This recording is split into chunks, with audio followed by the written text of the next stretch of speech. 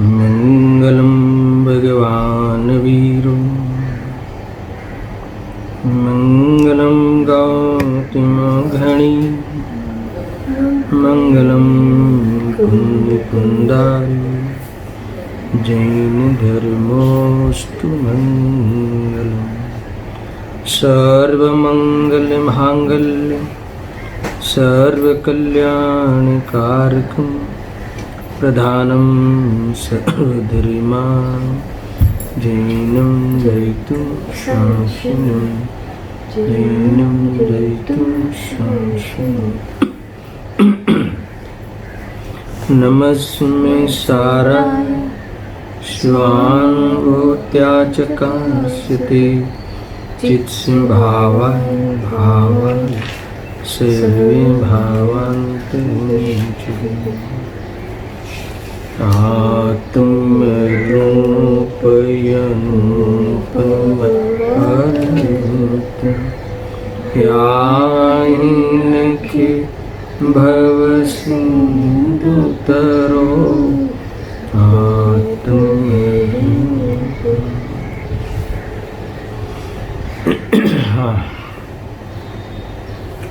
समय सार कर्ता कर्म अधिकार 142 गाथा का संक्षिप्त स्वरूप देखते हैं अर्थात संक्षिप्त चर्चा करते हैं। मूल हमें 144 गाथा का विस्तार करना है। इसकी भूमिका के रूप में हमने इन गाथाओं का संक्षिप्त स्वरूप विचार करने का प्रयास कर रहे हैं। अब इसमें उत्थानिका में ऐसा लिखते हैं कि 141वीं गाथा में आत्मा के संदर्भ में व्यवहारने और निश्चयने के पक्ष को प्रस्तुत किया गया है। ठीक है, उसी के संदर्भ में आचार्य अमृतचंद्र इस गाथा की उत्थानिका आत्मख्याति में तत्किम, इससे क्या, मात्र इतनी ही देते हैं उत्थानिका। समझना पहले 141वीं गाथा में उसके संदर्भ में जब व्यवहार ने निश्चयने का पक्ष को प्रस्तुत किया गया, क्या किया था कि जो आत्मा कर्म से बंधा है कि बंधा हुआ नहीं है, ये बात, ये प्रश्न उठा था आगे की गाथाओं में, 141 से भी पूर्व की गाथाओं में। तो उसका समाधान करने के लिए 141वीं गाथा में, उसके उत्तर रूप गाथा में आचार्य देव ने कहा कि उसे नए विभाग से स्पष्ट करो, सुनना। तो वहाँ ये बात कह दी कि वे व्यवहारने से आत्मा बंधा हुआ है और निश्चयने से देखे तो बंधा हुआ नहीं है। यानी बंधा हुआ है वो व्यवहारने का कथन है और बंधा हुआ नहीं है वो निश्चयने का कथन है।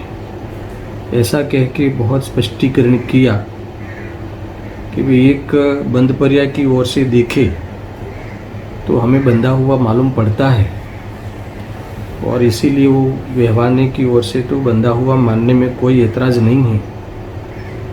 और बंधा हुआ होने पर भी उस रूप हुआ ही नहीं है ना। भले पर्याय में कितनी भी अशुद्धता थी, संयोग में शरीर आदि था और ऐसा मानता हुआ भी था कि ये मैं ही हूँ, शरीर मेरा ही है, अर्थात यही मैं हूँ, ऐसा मानता हुआ वो पर्याय में वर्तता था। फिर भी आत्मा ये चैतन्य स्वरूप उस रूप हुआ नहीं। हुआ क्या? नहीं हुआ। पर्याय में राग आदि थी, विकल्प थे, फिर भी स्वभाव उस रूप हुआ नहीं। यानी ये सब उसने नयों के द्वारा सीख लिया, पढ़ लिया और उसमें जो उस विकल्प उठा था, चित्त में जो विरोध उठा था कि ये बंदा है और बंदा नहीं है, तो उसका भी समाधान हो गया है ना। और वो ऐसा मतलब कि आप कभी भी पूछो, अभी मुझे स्पष्ट है ना। परमार्थ से तो देखो बंधा हुआ नहीं है वो तो ठीक है, छूता तक नहीं। सारी सिद्धि बराबर कर ली उसने, जो भी है, समझ में आया। और वो कहने लगा कि मुझे अभी ये सब स्पष्ट हो गया, आप कह दो तो मैं इसके ऊपर 2-4 घंटे और भी व्याख्यान कर सकता हूँ, यानी इतना स्पष्ट हो गया। तो आचार्य अमृतचंद्र देव उसके बाद कहते हैं कि तत्किम, उससे क्या है ना, इससे क्या फायदा हुआ, है ना। वस्तु जो निर्विकल्प है और परिणाम निर्विकल्प होए, हमारा प्रयोजन तो है ना दुख का अभाव करना है ना, सुख का प्राप्त करना है, सुख को पाना है ना, यानी शांति चाहिए। तो आपने तो ये विकल्पों के द्वारा, भले आत्मा को समझने के विकल्प थे, पर उस विकल्पों में आप रहे और फिर विकल्पातीत पक्षातिक्रांत होना था ना। इस दोनों प्रकार के विकल्पों से रहित होकर निर्विकल्प परिणति हो जाए, तभी वास्तव में कार्य की सिद्धि हुई, तभी साधना हुई, तभी साध्य की सिद्धि हुई मानी जाएगी। क्योंकि हमें तो ये जो कर्तृत्व का बोझा था ना, ये कर्ता कर्म अधिकार है, ये रागादि करने लायक है, और रागादि करते करते तो है ना जीवन निकल गया, आकुलता होती थी। तो ये रागादि रूप विकल्प जो है वो समाप्त हो जावे, समझ में आया कि नहीं। आप कहोगे कि ठीक है, भोगों के राग संबंधी तो आपने छुट्टी करा दी, है ना, देव दर्शन आदि के राग की भी छुट्टी करा दी, पर आत्मा के बारे में समझने का जो विकल्प है, राग है, अरे ये भी तो आकुलता है ना, विकल्प है ना। तो समझ के अनुभूति करनी थी।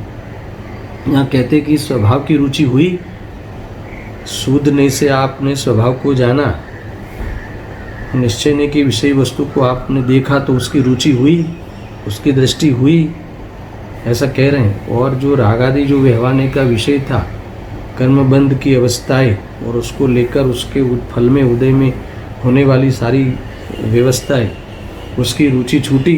अगर ये नहीं हुआ तो तुमने मात्र बुद्धि का विषय बनाया, मात्र तुमने एकेडमी शिक्षा ले ली, मगर निर्विकल्प तो हुई नहीं। ये मुख्य बात है। देखो कभी कभी ये बात आती ना, ऐसा कहते हैं कि एक तरफ तो आप ऐसा कहते हो कि सूदने का आश्रय लो, है ना, कहते हैं ना, सूदने का आश्रय लो, और अब आप ऐसा कह रहे हो कि नयातिक्रांत हो जाओगे तो ही आत्मा का अनुभव कहा जाएगा। भाई, सूदने का आश्रय का अर्थ ये है कि सूदने के विकल्प का आश्रय नहीं था। ये सूदने की जो विषय वस्तु है, जो स्वभाव उसकी विषय वस्तु थी, तो यही मैं हूँ, है ना, यही मैं हूँ, ऐसी प्रतीति करना।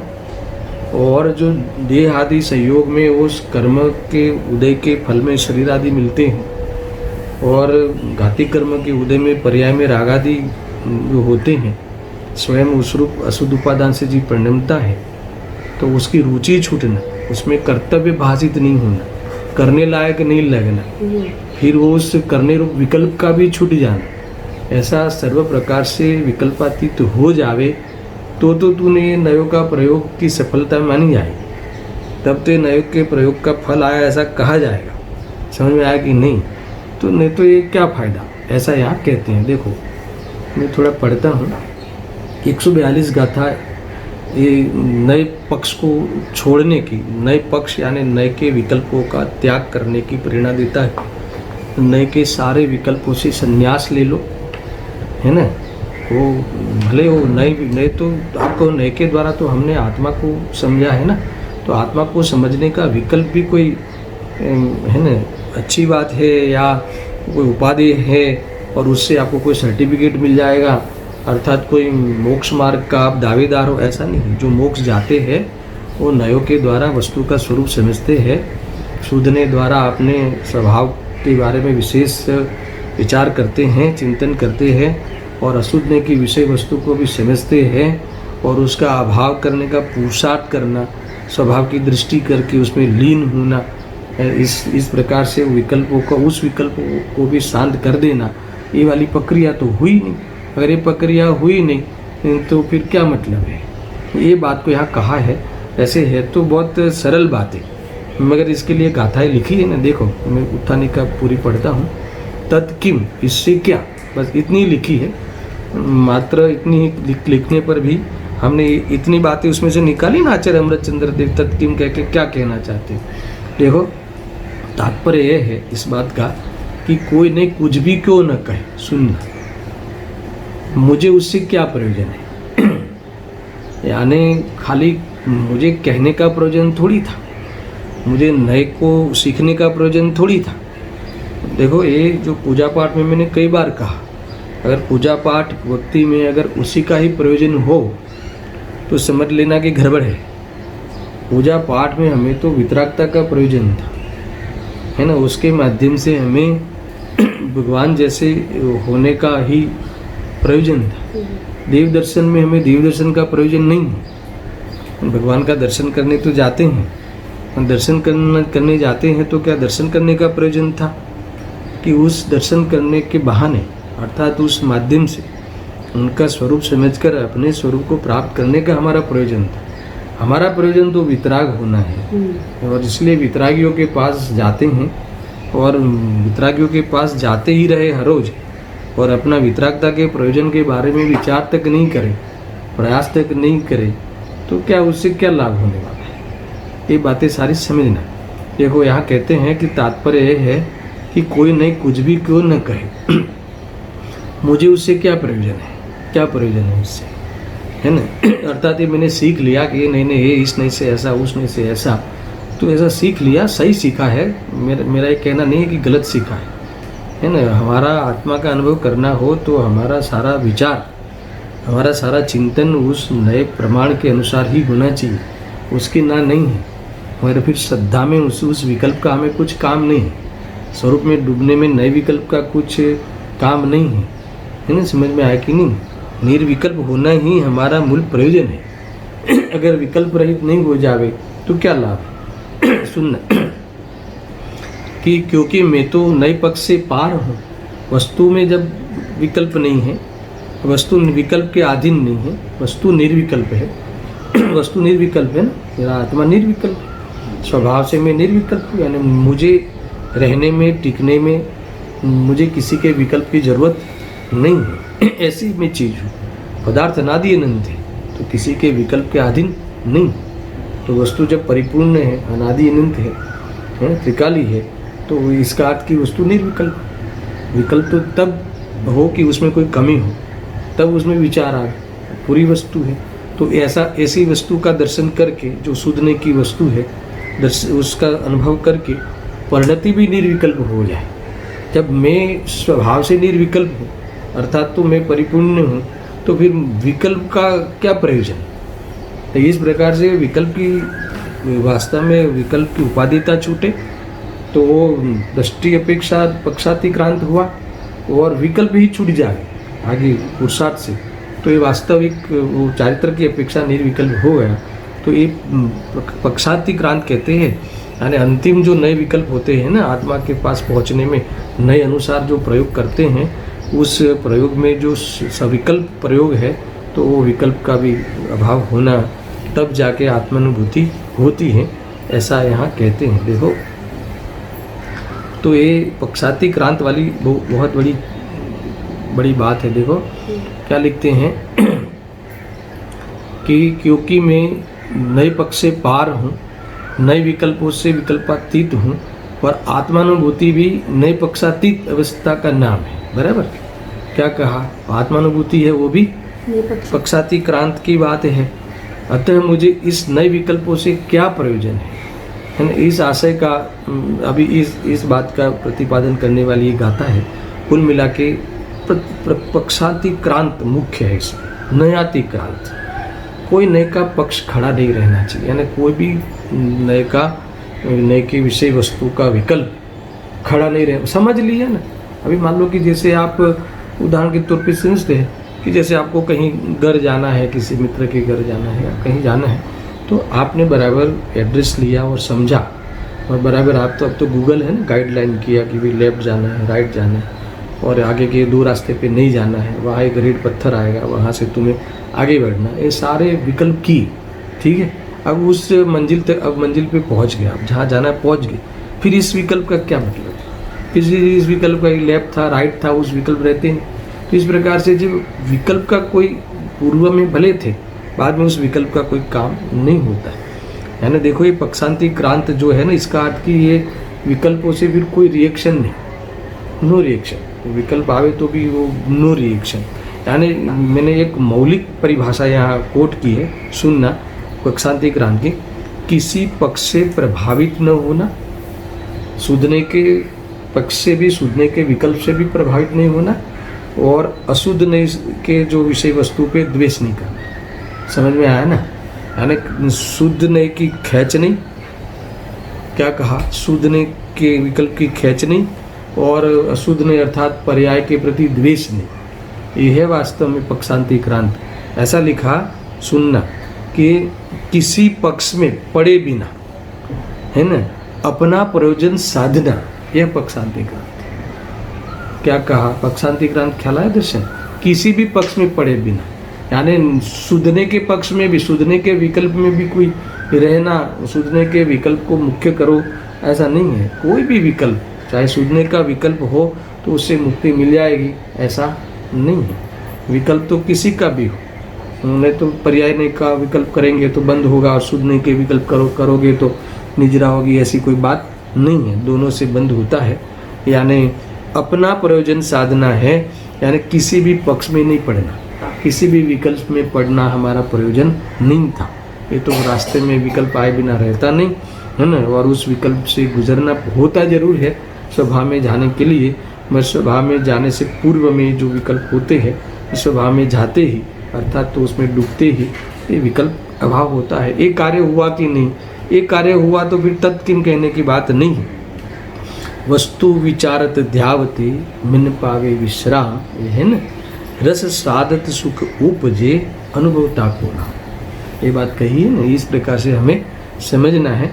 अब देखो, मैं तत्किन तेथीसु, तूने पक्षांति क्रांत हुआ कि नहीं, ये जो नयों के विकल्पों का त्याग किया कि नहीं, उससे संन्यास लिया कि नहीं, उससे संन्यास लेके तूने अंतर्मुरत काल स्वरूप में रह के उस निर्विकल्प वस्तु की निर्विकल्प दशा से पूजा की कि नहीं, वितराग भाव से वितरागी वस्तु को जाने की नहीं। समझ में आ गई नहीं? क्या कहा, वितराग भाव से वितरागी वस्तु को जाने की नहीं, और वितराग भाव से वितरागी वस्तु को जाना, अर्थात वितराग भाव से वितरागी वस्तु का स्वाद लिया, अर्थात वितरागी वस्तु का वितराग भाव से स्वाद लिया, तो समझ लो कि तुमने वास्तव में नए को सार्थक कर लिया, तुमने अपना स्वाध्याय को सार्थक कर लिया, तुमने अपने इस जीवन को, इस भाव को सार्थक कर लिया। नहीं तो तुमने नयों की रमत, तुम्हें नयों के चक्कर में ही, है ना, मुझे सब कुछ आता है, मैं स्पष्ट कर सकता हूँ, आपके जो भी वो नयों को प्रयोग करके मैं तुम्हारा स्पष्टीकरण कर दूंगा, तो इससे क्या होगा? स्पष्टीकरण तो पूर्व में की जाने वाली एक पूर्व भूमिका का कार्य है, उसका नाम नहीं है। निर्विकल्प होना कि नहीं होना, राग रहित होना, है ना, ऐसा है। जाने मगर कषाय न करे, मूल बात ये है ना, इसी पे चलना है। कषाय का अभाव नहीं हो तो कुछ नहीं है। पहले कषाय में उपादेय बुद्धि टूटती है, फिर कषाय का अभाव होता है। ये सारी बातें हमें समझनी है। देखो, ये 142 गाथा का मैं पाठ करता हूँ, और इसके बाद डायरेक्ट में भावार्थ पढ़ता हूँ। करीब करीब जो टीका और भावार्थ में खास अंतर नहीं है। थोड़ी जो भाषा जो थी ना, कड़क भाषा थी, कठिन भाषा थी टीका की, तो उसको सरल करके भावार्थ कर लें। भावार्थ बढ़िया लिखा है, पहले पढ़ते हैं। देखो, बद्ध है या बद्ध है जिय ये सभी नय पक्ष है, नय पक्ष से अतिक्रांत जो वह ही समय का सार।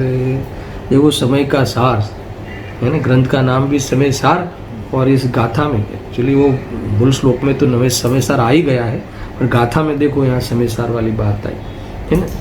यहाँ कहते हैं कि जीव में कर्म बद्ध या अबद्ध है, इस प्रकार तो नए पक्ष जानो। तुमने नए से जाना, कि इस प्रकार से बंधा है, इस प्रकार से बंधा नहीं है, किंतु जो पक्षांतिक्रांत कहलाता है, कौन कहलाता है ना? एक तो दृष्टि का विषय, शुद्धात्मा में कोई नए का पक्ष है ही नहीं, कोई विकल्प है ही नहीं, है ना? और अनुभूति में भी कोई नए पक्ष है ही नहीं, नए विकल्प होते ही नहीं। नए विकल्प होते हैं, किसी भी प्रकार का विकल्प हो, तब तक वास्तव में वो शुद्धोपयोग से वंचित रहता है जीव। और शुद्धोपयोग नहीं रहा, है ना, तो समझ लो कि वो वितरागता नहीं आई, तो ये हमारा कार्य नहीं सदा, ऐसा कहते हैं। तब जाके पक्षांतिक्रांत कहलाता है। देखो फिर से, जीव में कर्मबद्ध या अबद्ध है, इस प्रकार तो नए पक्ष जानो, ये तो नए पक्ष हुए, किंतु जो पक्षातिक्रांत कहलाता है ना, अर्थात ये समयसार वे है, समयसार है ना, पक्षांतिक्रांत ही समयसार है। देखो शुद्धात्मा को तो समयसार कहा है ना, समयसार यानी शुद्धात्मा, पर शुद्धात्मा जो निर्विकल्प वस्तु है, तो उसकी अनुभूति जब निर्विकल्प हो जाती है, तो उस निर्विकल्प अनुभूति को भी समयसार कहेंगे, क्योंकि निर्विकल्प वस्तु समयसार है, तो निर्विकल्प अनुभूति भी समयसार नाम को प्राप्त होती हैं। इस प्रकार से यहाँ कहा है। अब मैं थोड़ा सा भावार्थ पढ़ता हूँ और कुछ खास बातें स्पष्ट करना चाहता हूँ। देखना, बहुत बढ़िया चीज़ है इसमें। देखो, जीव कर्म से बंधा हुआ है तथा नहीं बंधा हुआ है, बराबर, यह दोनों नए पक्ष है। अब नए पक्ष का मैं प्रयोग नहीं करूं तो भी आपको ये समझ में आ जाना चाहिए। क्या कहा कि जीव कर्म से बंधा हुआ है, वो व्यवहारने का कथन है, वो व्यवहारने से है, और नहीं बंधा हुआ है, बंधा हुआ नहीं है, तो वो निश्चयने का कथन है, अर्थात ये निश्चय नहीं। यह दोनों तो नए पक्ष है, यह तो नए के विकल्प है, ये तो नए की विषय वस्तु का विकल्प है। अब देखना, सुनना, अब इसका खुलासा बढ़िया है दर्शक। उनमें से किसी ने बंध पक्ष ग्रहण किया, उसने विकल्प ही ग्रहण किया। क्या कहते हैं, सुनना, मैं समझाता हूँ, अभी उसमें मत देखो, मैं बताता हूँ कि उनमें किसी ने बंध पक्ष को ग्रहण किया। बंध पक्ष को ग्रहण किया यानी कभी इसने व्यवहार नए के वाले पक्ष को विचार किया, उसका चिंतन किया, बराबर है। फिर भी जो वो कहता है ना कि भाई हमने वो अबंध के स्वरूप वाला विकल्प का उतने तो विकल्प से बचे ना, उसका तो उतना तो विकल्प नहीं किया ना, पर तुमने ये बंध रूप है उस पक्ष का तो विकल्प किया, यानी विकल्प रहित तो हुआ नहीं। अब दूसरा पक्ष, अभी कोई ऐसा कहे, सुन, मैं पहले इसका सामान्य अर्थ करता हूँ, फिर विशेष अर्थ करता हूँ, बहुत सरल हो जाएगा ये विषय। तो फिर से क्या कहते हैं, उनमें किसी ने बंध पक्ष ग्रहण किया, यानी व्यवहारने का विकल्प किया, व्यवहारने की विषय वस्तु को ग्रहण किया, इसको जाना, उससे बंधी विकल्प किया, तो उसने विकल्प ही तो ग्रहण किया, आखिरकार विकल्प तो किया ना। फिर उसने किसी ने अबंध पक्ष का लिया। ये ऐसा क्यों लिखा मालूम है, मूल टीका में ऐसा लिखा है कि उनमें किसी ने बंध पक्ष का ग्रहण किया, उसने विकल्प ही ग्रहण किया, अबंध का विकल्प भले नहीं किया। कोई ऐसा कह सकते हैं कि दो विकल्प है ना, तो एक विकल्प पे 50% काम तो हमने कर लिया ना, ऐसा नहीं है। अरे तुमने विकल्प तो किया ना, ऐसा है। अब सुनना, किसी ने अबंध पक्ष लिया, यानी किसी ने अबंध का पक्ष लिया, यानी अबंध वाला वो निश्चय का पक्ष लिया, उसी का विकल्प किया, तो वो तो ऐसा वो कह सकता है ना भाई हमने तो शुद्धने का विकल्प किया। और शुद्धने का विकल्प किया तो वो शुद्धने का विकल्प किया तो विकल्प रहित हुआ, है ना। आप ऐसा कोई कह सकता है देखो हमने बंध का विकल्प नहीं किया, बंध की पर्याय वाला जो नए है उसको याद ही नहीं किया, है ना, व्यवहारने का विकल्प नहीं किया, हमने तो निश्चयने का विकल्प किया। तो निश्चयने का विकल्प किया तो तुमने तो विकल्प को ही तो ग्रहण किया ना, ऐसा समझ में आया, इसलिए निर्विकल्प नहीं हुआ। कोई ऐसा कहे, कोई बहुत चतुर हो तो ऐसा कहे। अब देखना तीसरी बात और हाँ, अबंध का पक्ष लिया तो उसने भी विकल्प ही ग्रहण किया, और किसी ने दोनों पक्ष लिए। कोई कहे कि नहीं हम तो बहुत प्रामाणिक है, देखो व्यवहारने से तो बंधा हुआ है और निश्चयने से तो बंधा हुआ नहीं है, तो हमने तो दोनों नए को याद किया। भाई दोनों नए को याद किया तो तूने दोनों नए को याद किया तो विकल्प तो रहा कि नहीं रहा, तो निर्विकल्प हुआ नहीं ना। मूल बात तो ये था, हमें तो निर्विकल्प करना था, तो निर्विकल्प होने का प्रयोजन था, समझ में आया ना। तो देखो, और अभी मैं इसको पक्ष का जो अर्थ है सुनना दर्शन, पक्ष का एक अर्थ मिथ्यात्व, यानी श्रद्धा की ओर से इसमें क्या दोष आता है, श्रद्धा की ओर से क्या भूल कर सकता है, और चारित्र की ओर से तो ये वाला बताया, फिर से भी बता दूंगा कि चारित्र की ओर से कौन सा दोष बनता है यहाँ पे। सुनना निर्विकल्प नहीं हुआ, कभी कभी वो पक्ष वाला जो मिथ्यात्व का कर लिया था ना, तो अब मैं उसी ओर से उसी ढंग से पढ़ता हूँ। देखो, यह दोनों नए पक्ष है, ये दोनों नए विकल्प है। इसमें किसी ने एक विकल्प का पक्ष ले लिया, किसका? उसमें किसी ने बंद पक्ष को ग्रहण किया, उसने बंद पक्ष को ग्रहण किया, अर्थात तो व्यवहार नहीं वाले पक्ष को ग्रहण किया, उसी का पक्ष लिया, उसी का पक्ष लिया ना, उसी में एकांत कर लिया। मान लो कि दो बातें शास्त्र में कही है कि व्यवहारने से आत्मा बंधा हुआ है और निश्चयने से बंधा हुआ नहीं है, तो किसी ने वो व्यवहारने वाला पक्ष को पसंद कर लिया, समझ में, पसंद कर लिया, एकांत कर लिया। क्या एकांत कर लिया?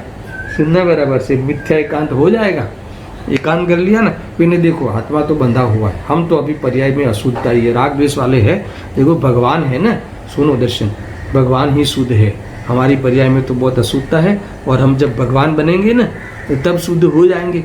तो इसने जो उसका शुद्ध पक्ष है, स्वभाव का शुद्ध पक्ष है, उसी को स्वीकार नहीं किया, यानी इस व्यवहार नहीं में एकांत कर दिया, ये व्यवहाराभासी हो गया। समझ में आया? अभी कैसे? अभी तो जब भगवान बनेंगे ना तब शुद्ध होंगे। तो ये जब भगवान कहते हैं, आचार्य देव कहते हैं कि जिस समय तेरी अशुद्धता चल रही है ना, तो वास्तव में क्षणिक है, उसी समय पदार्थ शुद्ध है। समझ में आया ना?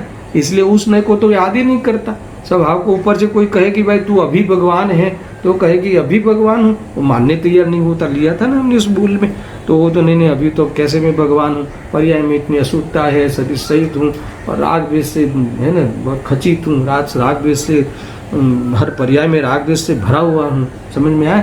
तो उस व्यवहार ने का इस प्रकार से पक्ष कर लिया। और शास्त्र में कहा भी है कि पर्याय में राग द्वेष हो, उससे कर्मबंध होता है, तो शरीर आदि हो तो वास्तव में अशुद्ध जीव है ना, तो ये वास्तव में हम तो अभी अशुद्ध ही है, यानी एकांत कर लिया, तो उसी का पक्ष हो गया। अब दूसरा, किसी ने इस पर्याय का निषेध कर, इस व्यवहार ने का निषेध, सर्वथा निषेध कर दिया, और निश्चय ने को एकांत से मान लिया, ये भी मिथ्या एकांत है ना। यानी कैसा माना? ये विकल्प के आधार पे है, कोई निश्चय ने की विषय वस्तु का अनुभव कर लेवे, है ना, और पर्याय में जितनी तकलीफ है जो है उसका जाना हुआ प्रयोजनवान से समझे और अपना नहीं माने, और स्वभाव को अपना स्वरूप जो है वो उसका अनुभव करे, अहम बुद्धि करे, तो सम्यक एकांत हो जाएगा। अर्थात तो ये नयों के द्वारा उसने आत्मा की दृष्टि कर ली तो सम्यक एकांत हो गया। आया ख्याल में? मुझे बताना है कि कोई ऐसा भी हो कि भी किसी ने जैसे बंद पक्ष का जो एक ग्रहण किया था ना, एकांत रूप से बंद पक्ष का, किसी ने अबंध पक्ष का किया, तो अबंध पक्ष वाले बहुत मिलेंगे आपको, है ना। ये जो अध्यात्म को बराबर नहीं समझ पावे, इस नयों का प्रयोग सब नहीं समझ पावे, है ना, तो शुद्ध नहीं से तो शुद्ध है और स्वभाव से मैं शुद्ध हूँ, और पर्याय में भी शुद्ध मानने लगेगा, ये निश्चयाभास हो गया, है ना। स्वभाव से मैं शुद्ध हूँ और स्वभाव से शुद्ध ऐसा अनुभव भी करना चाहिए, मगर अभी से स्वभाव से शुद्ध हूँ पर पर्याय में भी शुद्ध मानने लगता है, निश्चयाभास हो गया। एकांत से, यानी मुझे पर्याय में राग है उसको स्वीकार ही नहीं है, उसको अभाव करने का, पुरुषार्थ करने की बात ही मानता ही नहीं, राग का नाम ही नहीं देने का, आपको पर्याय की याद ही नहीं करने का, पर्याय के ज्ञान से भी चिढ़ता है, पर्याय के ज्ञान, पर्याय संबंधी प्रवचन करे, पर्याय संबंधी चर्चा करे तो नाराज हो जाता है, समझ आएगी नहीं, तो उसे समझ में नहीं आ रहा है। तो इतना ये शुद्ध ने का जो एकांत से पक्ष कर लेता है तो भी वो मिथ्या दृष्टि हो गया। अब कोई कहेगी भाई हम तो दोनों में, दही और दूध दोनों में अपना तो हाथ रखना चाहिए, तो क्या ऐसा है ना कि पक्ष रूप से स्वीकार करता है सुनना, यानी देखो हमारा ज्ञान तो प्रमाणिक है, हम तो निश्चय नहीं से क्या मानते हैं, उस अपेक्षा से तो हम स्वभाव से भगवान हैं और पर्याय से हम बंधे हुए हैं, हम दोनों को माना। बोलो अभी वो तो ज्ञानी हुआ कि नहीं, तो उस विकल्प में संतुष्ट हो गया, है ना, उस उघाड़ रूप ज्ञान में संतुष्ट हो गया। ये समझ में आया? तो उस संबंधी कषाय की मनता की मिठास और सुनना, एक शुभ भाव की मिठास और उघाड़ रूप ज्ञान, ये शास्त्र का उभार रूप ज्ञान का अहंकार इस जीव को आत्मा की शांति प्रदान नहीं करने देता, परेशान हो जाता है। एक तो जीवन पवित्र हो और ये नयों का ज्ञान देखो आप कहीं से भी मैं सिद्ध कर दूंगा, इसका अहंकार होता है तो बहुत परेशान रहता है, अपने आप में क्लेश को प्राप्त होता है अहंकार से। समझ में आया कि नहीं? ये दो बातें बराबर समझना भाई। ये तीसरा भी तीसरी बात कौन सी हुई श्रद्धा के दोष पे कि भाई तीसरा नंबर ये है कि भाई दोनों नयों को ग्रहण करता है, और दोनों नयों को ग्रहण किया तो अच्छी बात है ना कि दोनों नयों को ग्रहण करना, मगर जो निश्चय नय की विषय वस्तु में एकत्व करना था और व्यवहार नय की वस्तु की रुचि टूटनी थी, वहाँ तो ध्यान गया नहीं। और दोनों नयों को मैं जानता हूँ ऐसा उस विकल्प में, इस ज्ञान के अहंकार में और उस दोनों संबंधी विकल्प में वो शांत अर्थात संतुष्ट हो जाता है, उस उघाड़ रूप ज्ञान में संतुष्ट हो जाता है। देखो ऐसा है, ज्ञानी को भी दोनों नयों संबंधी विकल्प आता है और न उसको पक्ष होता है और न वो किसी भी नयों के प्रति भेदभाव करता है। समझना, वो ज्ञाता दृष्टा रहता है। कदाचित उसकी अस्थिरता रूप जीवन में कभी नय का प्रयोग करते हुए विकल्प आते हैं, नहीं आते ऐसा नहीं। अरे संतुष्टि होने की तो जो सम्यक सन्मुख मिथ्या दृष्टि होता है ना, वो भी संतुष्ट नहीं होता है इसमें। वो तो तीव्र मिथ्या दृष्टि हो ना, ये इसके उघाड़ रूप ज्ञान में संतुष्ट होता है। जो प्रयास में लगे हैं ना, वो इस विकल्प में संतुष्ट नहीं हो जाते, प्रायोगिक लब्धि तक पहुंच गए हैं, सम्यक सन्मुख वाला जीव है, तो वो ऐसा जीव उनको पता है कि मुझे सम्यक दर्शन हुआ नहीं है। समझ में आया कि नहीं? और आभास भी नहीं है एक भी, न निश्चयाभास है, न व्यवहाराभास है, न उभयाभास है। तो न आभास है न सम्यक्त्व है, तो फिर कहाँ है बीच में? तो ये एक प्रकार से पुरुषार्थ में है, ये मोह की मनता रूप प्रयास कर रहा है, आभास नहीं है। ये इसके द्वारा, नयों के द्वारा वो उसमें संतुष्ट नहीं होता हुआ ये अपनी रुचि की केड़वनी करता है और ये राग की रुचि को घटाता है। तो वो वाला प्रयास, मोह की मंदता, मोह ढीला पड़ रहा है उसका, इसलिए उसको सम्यक सन्मुख कहते हैं। वो भी संतुष्ट नहीं होता। ये तो ये विकल्पों में संतुष्ट हो जाना अर्थात इस ज्ञान की जानकारी का अहंकार करना, ये तो इस क्षेत्र में ही नहीं है। मान लो धर्म के फील्ड में ही नहीं आया अभी तक, तो ऐसा समझ लेना। भले उस धर्म के साथ संपर्क कितना भी हो, धर्म के इस आयतनों का और इस शास्त्र आदि का, ऐसी बातें आपको समझना चाहिए। देखो कुल मिला के अभी ये होगा श्रद्धा की अपेक्षा। और दूसरा जो ये कहा ना कि चारित्र की अपेक्षा क्या है दर्शन, कि ठीक है हमने उस संबंधी मान लो कि पक्ष तो नहीं है, मान लो आप ज्ञानी ले लो, इसमें ऐसे कोई नय का पक्ष उसको नहीं होता, मगर जब कोई सुधने के विषय वस्तु के विकल्प में हो या व्यवहार के विषय के इसमें विकल्प में हो, अर्थात तो व्यवहार नय की विषय वस्तु में परिवर्तन करता हो। समझ में आएगी नहीं? अर्थात तो कोई समझाना समझने के प्रसंग में दोनों नयों के बारे में समझता हो, तब भी वो विकल्प में तो है ना, उतना राग में है ना, अपने आत्मा के बारे में समझने के राग में भी रहता है, तब तक वो निर्विकल्प नहीं हुआ। तो यहाँ वास्तव में तो नयातिक्रांत करते हैं कि इस विकल्प में प्रवेश करके वस्तु स्वरूप यथार्थ समझ के और दृष्टि हो गई हो तो भी तो स्थिरता के लिए नयों का प्रयोग करके तुम स्थिर हो जाओ, मूल तो वितराग हो जाओ, यही मूल प्रयोजन है। देखो आगे क्या कहते हैं कि नए पक्ष को ग्रहण करना राग है। समझ में आया? ये लिखा है यहाँ, फिर से पढ़ता हूँ मैं, देखो मैं भावार्थ पढ़ता हूँ, कंटिन्यूटी रहे ना अपना। जीव कर्म से बंधा हुआ है तथा नहीं बंधा हुआ नहीं है, यह दोनों नए पक्ष है। नए पक्ष यानी क्या है? ये नयों का विकल्प है। उसमें किसी ने बंध पक्ष को ग्रहण कर लिया तो भी उसने विकल्प ही ग्रहण किया, किसी ने अबंध के विषय वस्तु को ग्रहण कर लिया तो भी वो विकल्प से रहित नहीं हुआ, तो भी इसने विकल्प ग्रहण किया, और किसी ने दोनों पक्ष को लिए, दोनों नयों के बारे में विचार और चिंतन किया तो भी उसने विकल्प ही ग्रहण किया। परंतु ऐसे विकल्पों को छोड़कर जो कोई भी पक्ष को ग्रहण नहीं करता, वही शुद्ध पदार्थ का स्वरूप जानकर उस रूप समयसार को, शुद्धात्मा को प्राप्त करता है। आया क्या में? पक्षातिक्रांत, मैंने वो मौलिक एक परिभाषा आपको बताई थी, किसी भी पक्ष में पड़े बिना, है ना, अपना कार्य साधे, है ना, अपना प्रयोजन साधे, वे ही वास्तव में पक्षातिक्रांत है ना, किसी भी पक्ष से प्रभावित न हो। सूदने की क्लैरिटी कितनी भी हो तो उससे प्रभावित नहीं हो, भले उस संबंधी विकल्पात्मक ज्ञान तुम्हारा कितना भी क्लियर हो तो भी उससे प्रभावित नहीं हो। और व्यवहार के बारे में भी क्लियर ज्ञान हो तो उससे प्रभावित नहीं होता। प्रभावित तो स्वभाव से है ना, प्रभुता तो स्वभाव में रहना है। उस संबंधी विकल्पों में रहना और उस संबंधी ज्ञान का उगाड़ होना, ये सारी चीज़ें तो कोई पुरुषार्थ नहीं है, ये सब तो कर्मकृत अवस्थाएं है। समझ में आ जाना भी एक स्वयं है। समझ में आना ना, समझ में आया, कोई तुम्हारा कोई पुरुषार्थ नहीं है। क्या बात करते हो, इतनी ताकत लगाई 4 दिन से नयों के बारे में विचार करते हैं भाई। वो उसमें स्वीकार होना, उसमें राखी रुचि छूटना, उसमें स्वभाव के प्रति वलन बनना, ये पेट का पुरुषार्थ। को तुमने समझ लिया, तुम्हें आ गया, तुम समझाने आ गया, समझ में आ गया, तो ये तो वास्तव में एक स्वयं है, एक कर्म की देन है। कर्म के एक स्वयं से ये सारी चीज़ें तुम्हें समझ में आई हैं, है ना। वो नैमित्तिक ऐसा स्वरूप समझ नहीं। आपने कहा, आपको ऐसा लगेगा कि कितना हम तो पुरुषार्थ किया, आपने समझाया था कल, तो हमने इतना विचार किया।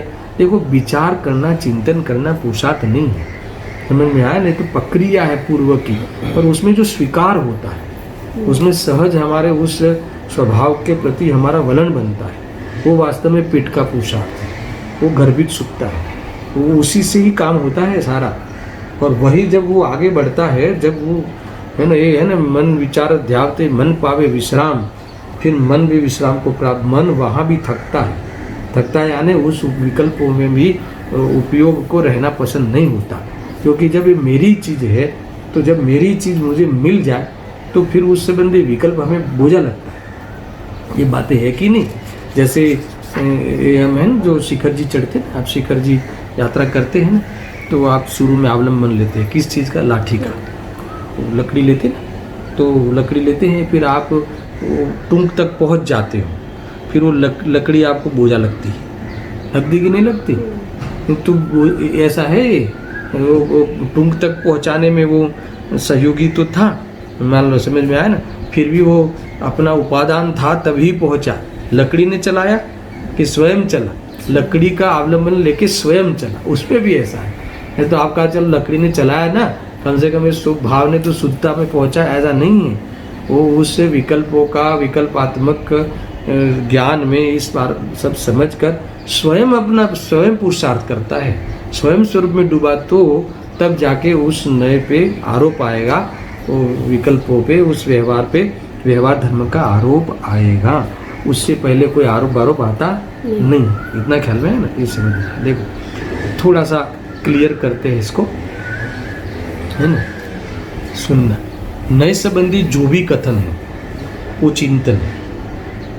क्या कहा, वो चिंतन है, वह सब सविकल्पात्मक है, वो सब विकल्पात्मक बातें हैं, विकल्पात्मक ज्ञान है, वो ऐसा समझ लेना, है ना। और भगवान आत्मा कैसा है, विकल्पातीत है। और अनुभूति कैसी है, अनुभूति किसे कहते हैं, निर्विकल्प दशा को अनुभूति कहते हैं। देखो, अनुभूति में बंधा हुआ नहीं हूँ, मैं बंधा हुआ नहीं हूँ, मैं बंधा हुआ नहीं हूँ, है ना, मैं तो अबद्ध हूँ, मैं तो अबद्ध स्पष्ट हूँ, है ना, ऐसा विकल्प रहना ये कोई अनुभूति नहीं है, तो उसको अनुभूति मत मान लेना।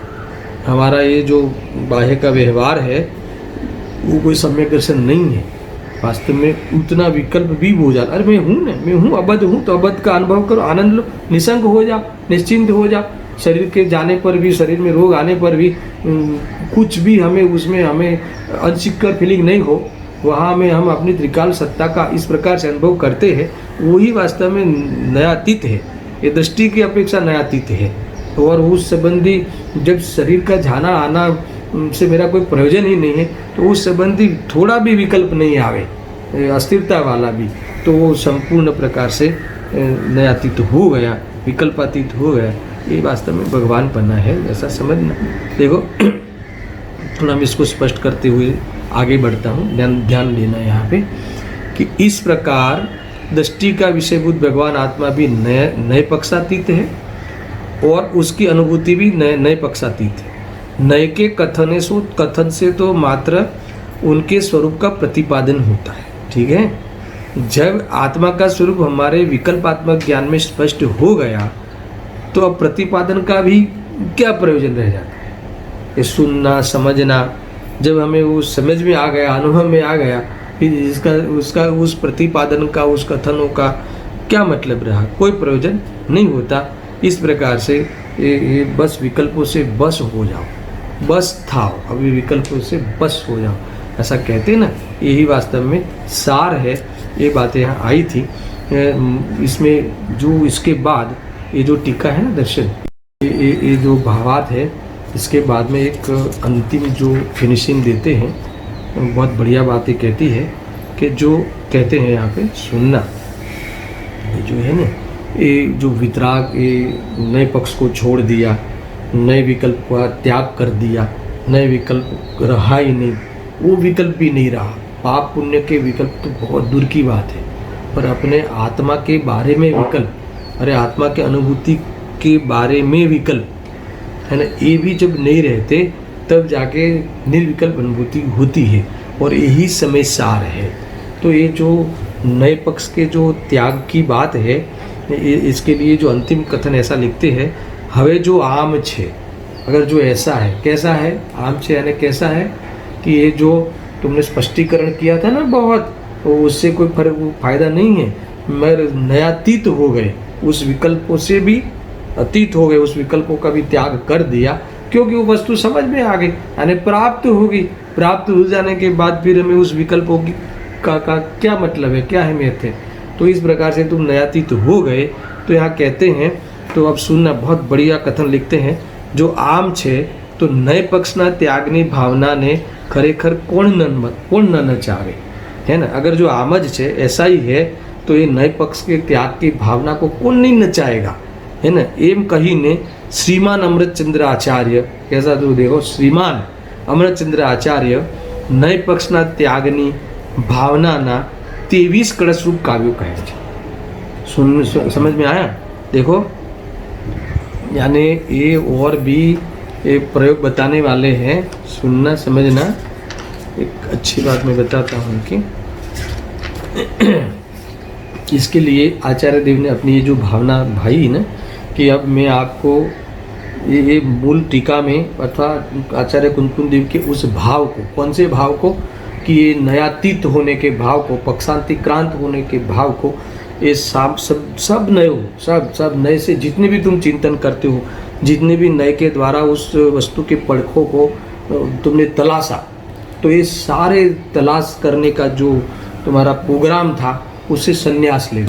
इसे सन्यासी कहते हैं, इसे योगी कहते हैं, इसे संत कहते हैं। समझ में आया कि नहीं। तो वास्तव में ये बाहर के कपड़ों पे अभी मत जाना, ये दृष्टि में सन्यासी हो जाना पहले, है ना। दृष्टि सन्यास ले लेती है, दृष्टि स्वभाव की तरफ झुक जाती है, तो वास्तव में सारी दुनिया से दृष्टि का उठ जाना, यानी दृष्टि में नहीं आना, कहीं भी अपनत्व नहीं लगना, कहीं भी कोई पदार्थ का अपने के लिए योगदान भाषित नहीं होना, कहीं भी किसी भी चीज़ में प्रयोजन भाषित नहीं होना, कहीं भी किसी भी इस नए ज्ञानों में भी, इस आत्मा के संबंधी विकल्पों में भी अभी हमें कोई जरूरत भाषित नहीं होना, उदासीन हो जाना। समझ में आया ना।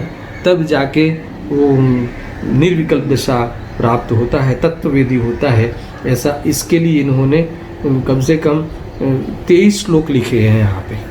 और जो उसमें इस प्रकार की जो भावना है, ये जो इसमें इस मूल 142 गाथा का जो सार था, इसके लिए इन्होंने एक श्लोक लिखा है।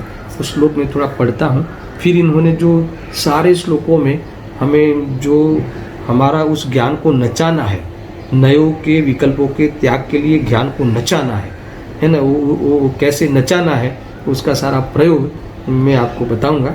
अगर आज समय होगा तो आज बताऊंगा, न तो कल में होगा। ये कम से कम ये श्लोक जो उनकी भावना भाई, यानी नए पक्ष के त्याग की जो भावना है, उस भावना के लिए उन्होंने एक श्लोक लिखा 69 नंबर का। देखो, यएव मुक्त्वा नए पक्षपातम स्वरूपगुप्ता निवसन्ति नित्यं विकल्पजालच्युतशान्तचित्ता स्तएव साक्षादमृतं पिबन्ति।